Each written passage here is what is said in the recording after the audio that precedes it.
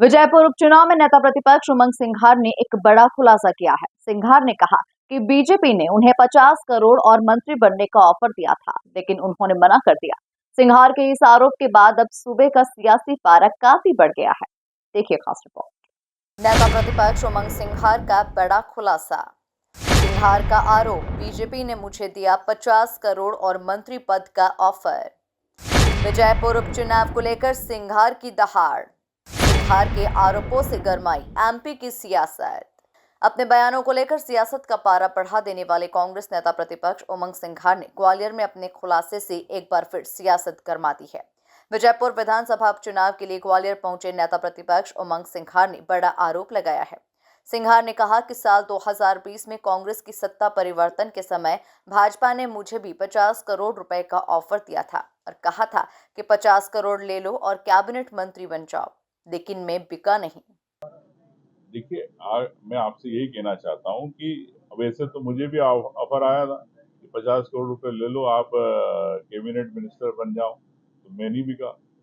तो ये मैं समझता हूँ कि जनता जो आपको चुनाव जिताती है, उसके प्रति आपकी जवाबदारी होती है, उसके प्रति आपकी ईमानदारी होती है। तो अब जो बिक जाते हैं वो कैसे बाहर हो गए, कई लोग आपको पता है, कई मंत्री हार गए, कई विधायक हार गए चंबल के अंदर। तो ये जनता है, जनता से बड़ा कोई नहीं है जो निर्णय करने में निर्णायक रहता है।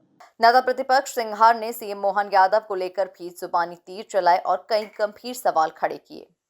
इंटरेस्टेड हलवाई 5 की जो घोटाला कर सके पूरे प्रदेश की जनता के साथ, तो ऐसे जब सीपे सालार मुख्यमंत्री के साथ हो गए, तो आप इस प्रदेश के मुख्यमंत्री के बारे में आप क्या सोच सकते हैं, समझ में आप खुद जानते हैं।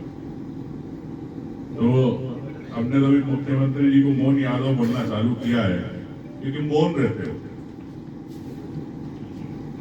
तो मौन क्यों रहते, अपने अधिकारियों के कारण मौन रहते, कि सब तो हरा भरा दिख रहा है इसलिए मौन रहते। तो मैं समझता हूं कि डबल इंजन की सरकार प्रदेश के बजाय दिल्ली से चल रही है और प्रदेश के अंदर विकास की बात नहीं हो रही। चुनाव अभियान हमारे हेमंत जी ने भी शिकायत करी रिटर्निंग ऑफिसर की, वहां से उसको हटाना पड़ा। किशोर उमंग सिंघार उपनेता प्रतिपक्ष हेमंत कटारे विजयपुर विधानसभा चुनाव प्रचार प्रसार के लिए ग्वालियर पहुंचे थे, जहां उन्होंने बीजेपी पर जमकर निशाना साधा। Bureau report, MP news, Gwalior.